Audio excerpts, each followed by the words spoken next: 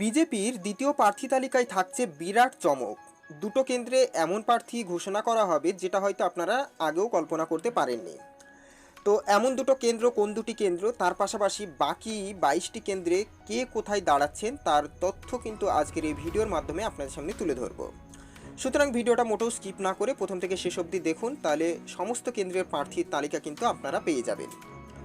তো প্রথম যে দুটো কেন্দ্র রয়েছে সেটা অতি অবশ্যই জানাবো। বিস্তারিত যাওয়ার পূর্বে আপনাদের কাছে একটি ছোট্ট রিকোয়েস্ট, আপনারা যদি আমার চ্যানেলে কেউ নতুন হয়ে থাকেন তাহলে অতি অবশ্যই চ্যানেলটিকে সাবস্ক্রাইব করে পাশে থাকবেন এই রকমই গুরুত্বপূর্ণ খবরগুলো পাওয়ার জন্য। তো প্রথম যেটা থাকছে সেটা হচ্ছে আসানসোল। এই আসানসোল নিয়ে কিন্তু বহু টালবাহানা হচ্ছে, যেটা কিন্তু আমরা দেখে এসেছি।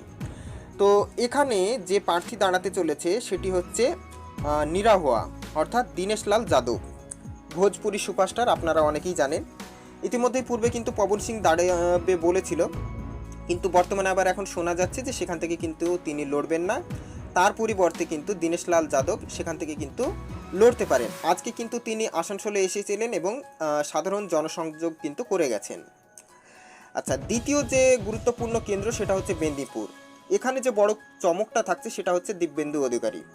শুভেন্দু অধিকারীর ভাই, আপনারা ইতিমধ্যেই জানেন যে অর্জুন সিং এবং দিব্যেন্দু অধিকারী দুজনেই দিল্লিতে গিয়ে কিন্তু বিজেপিতে জয়েন করেছেন। তো সূত্র মারফত যেটা জানা যাচ্ছে যে মেদিনীপুরে কিন্তু দাঁড়াতে পারেন এই দিব্যেন্দু অধিকারী, তবে এখনও কনফার্ম নিউজ কিন্তু উঠে আসেনি। অপরদিকে দুটো যেটা আপনারা এক্সপেক্ট করেছিলেন, অর্থাৎ তমলুক থেকে কিন্তু দাঁড়াবে হচ্ছে আপনার এক্স জাস্টিস অভিজিৎ গাঙ্গুলি এবং ব্যারাকপুর থেকে দাঁড়াচ্ছেন হচ্ছে অর্জুন সিং।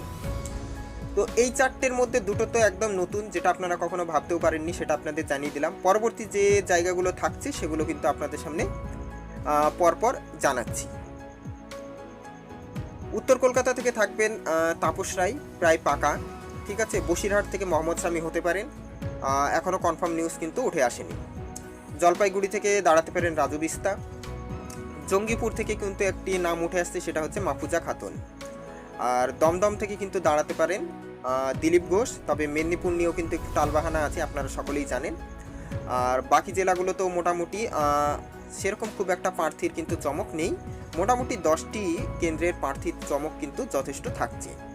তো যেটা আপনাদের সামনে তুলে ধরলাম, যদি ভিডিওটা ভালো লেগে থাকে সকলের মাধ্যমে শেয়ার করে অতি অবশ্যই দেখার সুযোগ করে দেবেন। আপনারা কোন লোকসভা কেন্দ্র থেকে দেখছেন কমেন্ট বক্সে লিখে জানাবেন। আপনারা কোন লোকসভা কেন্দ্রে কাকে চাইছেন সেটিও কিন্তু কমেন্ট বক্সে তুলে ধরবেন। So thanks for watching.